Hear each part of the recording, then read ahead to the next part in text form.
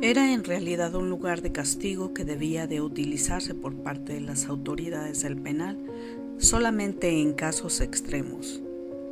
Así, a todo aquel que se insubordinaba a los carceleros o capataces era castigado en San Juan.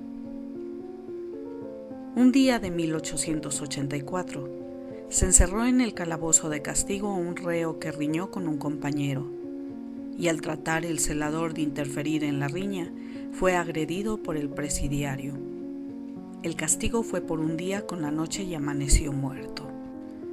A partir de esa fecha, todos los que fueron encerrados en San Juan murieron. Después de advertir las autoridades y los reos que las circunstancias se habían presentado más de una docena de casos, no quedaba duda.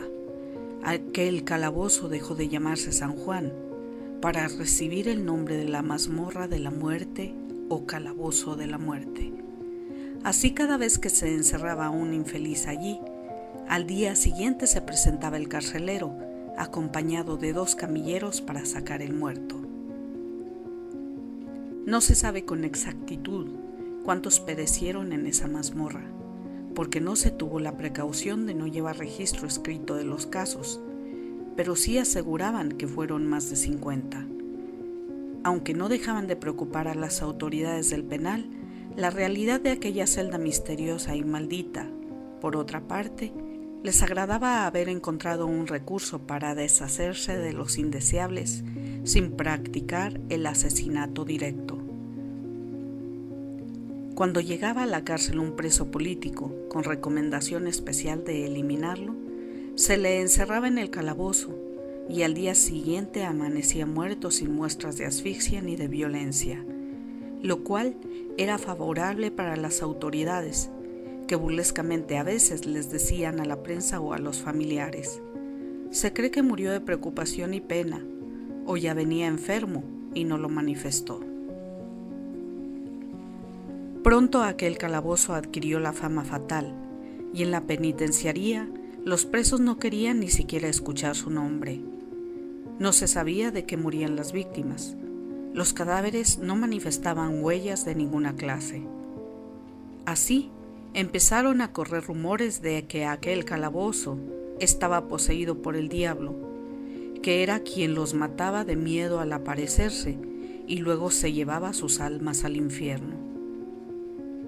Otros decían que el primero que allí había muerto era un ateo que no creía en Dios y que al entrar a la celda dijo: si Dios es tan poderoso que me quite ya de sufrir, que al cumplirle Dios su deseo dijo: todo el que entre al calabozo morirá esa misma noche.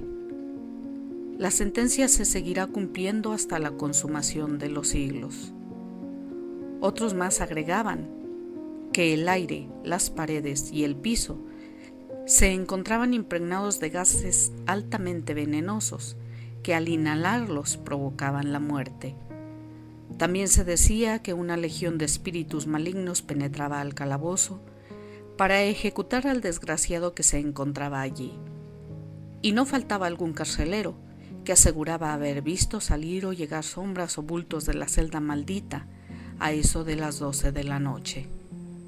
Mientras esto sucedía en la cárcel de Durango, Palemón, el hijo de don Procopio, dueño de la hacienda de Cacaria, cortejaba a Lupe, la novia de Juan, que se había quedado con el corazón partido cuando supo la desgracia que le ocurrió a su novio.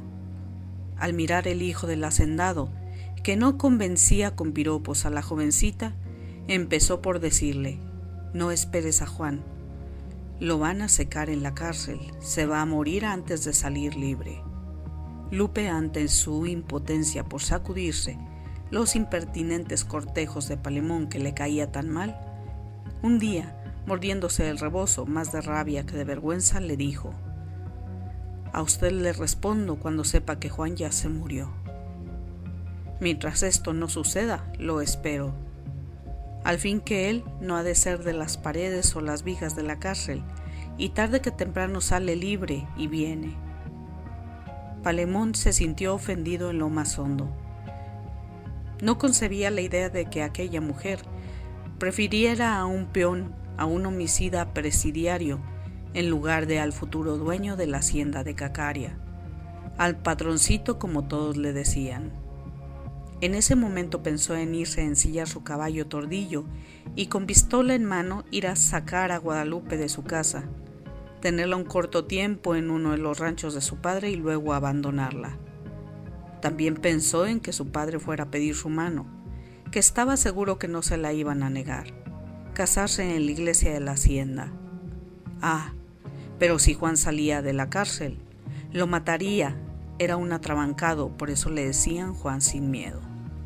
Por otra parte, si iba su padre a pedir la mano de la muchacha y ésta se negaba, por lo que le había dicho que no le correspondería hasta que su novio se muriera, sería la vergüenza más grande para los dos. Lo pensó un rato y luego concluyó, había que matar a Juan. Ese día después de la cena se encerró en la sala con su padre, platicaron largo rato. Después de la plática don Procopio se paró y bostezando y extendiéndose dijo, así que no bastó con los 20 años que ordené que le echaran, sino que hay que borrarlo del mapa. Ni modo. Yo no quería, pero hay que hacerlo. Palemón se frotaba las manos gustoso, manifestando su satisfacción porque había convencido a su padre. Ya no se habló más del asunto ni Palemón volvió a importunar a Lupe. La muchacha pensó que ya se lo había quitado de encima. En esos días llamaron al director de la cárcel al Palacio de Gobierno. Un funcionario de alta jerarquía judicial le dijo que había que eliminar a un tal Juan sin miedo, autor de la muerte de una señora de la hacienda de Cacaria. El director argumentó que eso era inconcebible, que Juan era buen muchacho, el reo de mejor conducta en la penitenciaría, atento y trabajador, nunca renegaba ni usaba lenguaje soez. El funcionario replicó, ni modo, órdenes son órdenes. Si no las cumple, usted ya sabe. Yo ya le dije, métalo a la celda maldita y ya. Cuentan que el director de la penitenciaría llegó y le contó a los celadores y personas de confianza. Aquello era monstruoso. El muchacho era el mejor reo del penal por su buen comportamiento. Lo platicaron y lo pensaron más de 2 veces porque no encontraban razón de ser de aquella orden. Al fin, un celador astuto y malvado se acercó a Juan y le dijo, ¿es cierto que a ti te dicen Juan sin miedo porque no tienes miedo? El muchacho contestó, sí. ¿Aceptas quedarte una noche en la celda maldita? El interrogado movió afirmativamente la cabeza y terminó el diálogo. Nunca se supo si fue por compromiso o por valor de verdad. La realidad fue que Juan aceptó. A las autoridades del penal les dio gusto porque cumplían con una orden recibida, sin actuar con crueldad con aquel muchacho que se había ganado la estimación de todos. Juan, que no conocía el fondo de la propuesta, dentro de su miedo, si es que lo tenía, abrigaba la esperanza de descubrir la razón del misterio que envolvía a aquel calabozo. Los reos amigos del muchacho que conocieron su decisión la consideraron absurda y suicida. El director de la penitenciaría, al conocer que la sentencia de muerte estaba por cumplirse, mandó llamar al presidiario a quien estimaba y había tratado de salvarle y le preguntó, ¿qué necesitas?, pensando para sus adentros que era la última gracia que concedía a aquel sentenciado a muerte. Juan, sereno como siempre, le contestó, un banco, una docena de velas de cebo grandes y una caja de cerillos. El muchacho no pedía arma alguna porque sabía que no se la permitían. Los materiales solicitados se le proporcionaron al reo, que sin poner resistencia y por su propio paso y voluntad, se acercaba a lo que sentía la última noche de su vida. La pesada puerta de la mazmorra de la muerte se cerró, y Juan sin miedo quedó dentro de ella resuelto a descubrir el misterio. Todos pensaban que Juan ya había muerto, menos él, que con firme decisión algo le decía, que esa noche él empezaba a vivir en la inmortalidad de una leyenda. Así se sentó en el banco de madera de 3 patas, encendió su primera vela y empezó su aventura. Se acordó de la noche que pasó en la Bartolina de Cacaria, su tierra, y de su llegada hace 7 años a la cárcel de Durango. En fin, de todo lo que en su vida había pasado, y de cuando en cuando le asaltaba el temor de quedarse dormido y no volver a despertar. Las horas se le hacían siglos, y con atención contaba las campanadas que daba cada hora el reloj de la catedral. Oyó sonar una a las 12 de la noche. Nerviosamente pasó su vista alrededor, esperando la presencia del Supremo Señor de las Tinieblas. Se preguntaba para sí si el diablo llegaría como un personaje bien vestido o en forma de animal. Le preocupaba pensar qué lenguaje debería de emplear para entenderse con él. También pensaba si era maldición de Dios que él muriera aquella noche en la celda maldita, porque era Dios tan arbitrario de arrancarle la vida sin razón. Se tranquilizaba un poco al pensar que si se trataba de un vampiro, como decían, qué tan grande podía estar, que él lucharía con él hasta vencerlo, que si de veneno se tratara, ya tenía algunas horas dentro del calabozo, tiempo suficiente para sentir malestar. Reflexionaba en el sentido de que no podían ser espíritus los que le quitaban la vida a los que allí morían, porque ¿por dónde entraban y salían si la celda permanecía cerrada? A veces temeroso, otras con confianza, fueron pasando las horas y el reloj sonó las 2 de la mañana. Cuando sonó esta hora, se puso a contar desde la hora que había sido encerrado a las 6 de la tarde. Ya llevaba 8 horas en vela y le faltaban 4 para que amaneciera. Él había presupuestado consumir una vela en cada hora y el cálculo resultó erróneo. En 8 horas de encierro se habían consumido 11 velas y nada más le quedaba una para las 4 horas que le faltaban. Pensó que cuando se le acabaran ya sin defensa de la luz, sería atacado por lo que mataba a los hombres en aquella Bartolina maldita y perdería la batalla. Sintió que el pánico lo invadía. Se serenó al acordarse que le decían Juan sin miedo y optó por racionar el combustible lumínico. Tomó los cerillos en la mano, listo para encenderlos al menor síntoma de anormalidad, y le sopló a la vela. Quedó en la oscuridad más tremenda. Dejó pasar unos minutos que se le hicieron siglos, con todo y que él se repetía en silencio: soy Juan sin miedo. El miedo lo venció y prendió la luz. Encendió la vela y al registrar cuidadosamente el piso, las paredes y el techo del calabozo, para detectar lo anormal en una pared lateral junto a las vigas, divisó un alacrán como de 30 centímetros de largo con la cola parada. Al sentir la luz de la vela, regresaba lenta y pesadamente a su madriguera. Juan le clavó la vista con horror.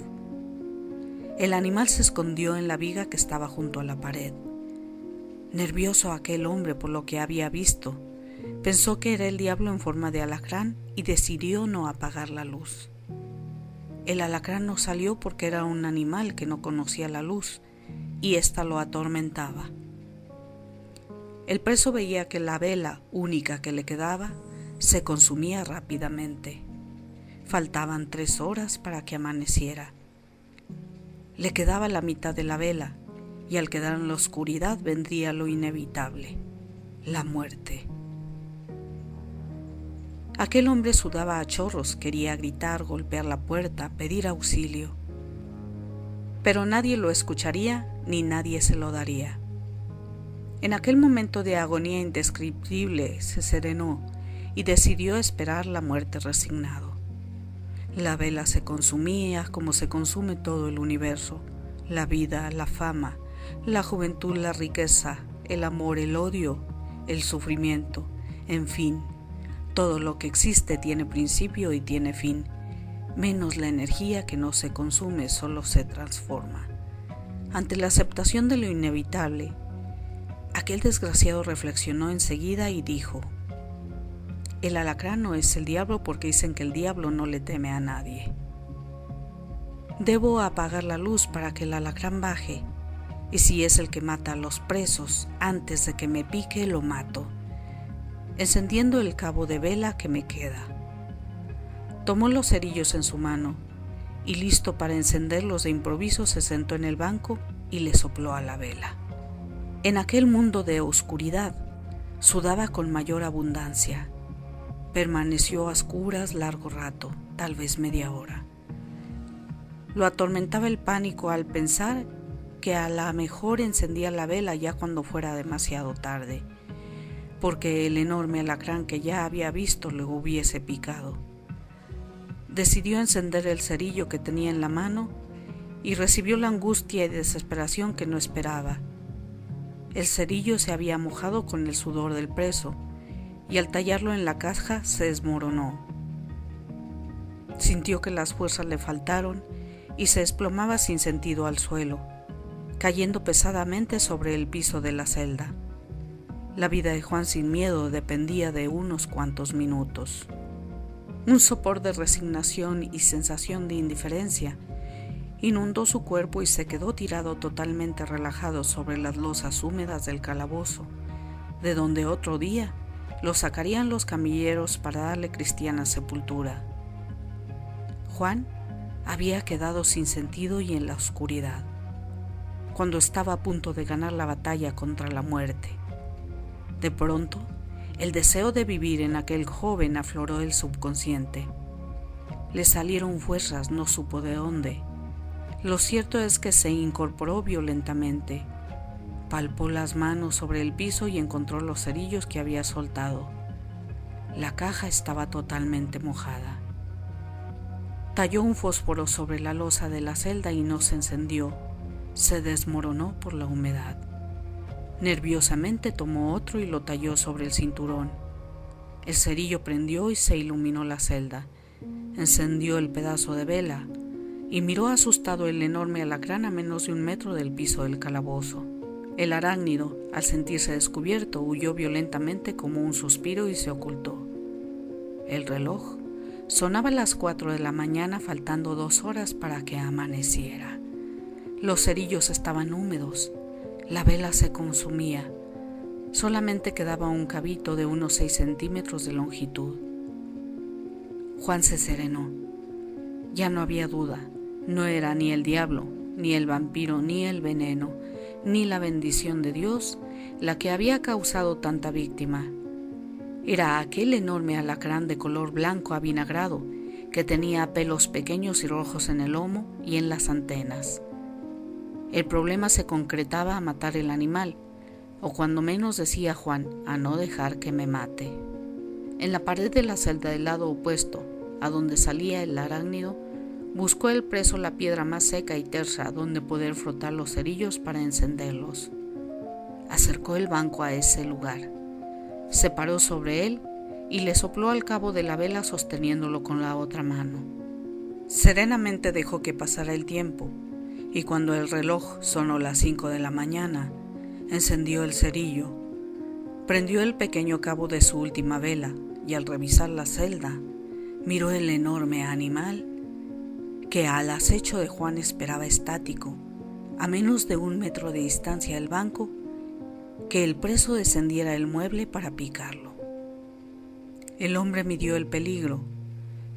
El banco con el que antes había pensado matarlo ya no lo podía usar para eso porque se encontraba sobre de él. Y sin pensarlo mucho, se quitó su sombrero de palma de falda ancha y con cuidado de no errar, lo arrojó lentamente sobre el arácnido. Al sentir que lo había atrapado, bajó violentamente el banco de 3 patas y puso el mueble sobre la copa del sombrero para que hiciera peso y no escapara a su preciosa presa. Cuando se cercioró de que estaba seguro y que el animal no escaparía, Juan respiró profundamente, al mismo tiempo que arrojaba al piso el trozo de la vela que al consumirse totalmente le quemaba los dedos. Se volvió a quedar a oscuras y prorrumpió en llanto. Durante unos minutos lloró sin contenerse. Juan lloraba. Él no sabía si era de alegría, de coraje, de triunfo o de emoción, o todavía de miedo por la oscuridad, cuando de pronto los pasos de 2 camilleros y un carcelero se oyeron en la puerta. Iban a recoger el cadáver de Juan para enterrarlo. La celda se iluminó con la luz de la mañana. Juan, con modestia, después de saludarlos, les dijo: «Ayúdenme a sacar a una cosa que tengo aquí. Es un alacrán muy grande, que es el que ha matado a todos los presos que han muerto en esta celda». Al animal lo atraparon vivo y poniéndolo en un enorme frasco de vidrio, lo mandaron como ejemplar raro al Museo Nacional de Historia Natural en México, donde por mucho tiempo se exhibió con esta inscripción al calce: «El alacrán de la cárcel de Durango». Juan fue indultado y puesto en libertad por su hazaña. Volvió a Cacaria y se casó con la Lupe. El calabozo dejó de ser la celda de la muerte y volvió a su antiguo nombre, la celda de San Juan. En la actualidad no existe la cárcel que se menciona, y a la distancia de un siglo se perdió el lugar exacto de los acontecimientos, quedando entre los duranguenses solamente el recuerdo de este relato.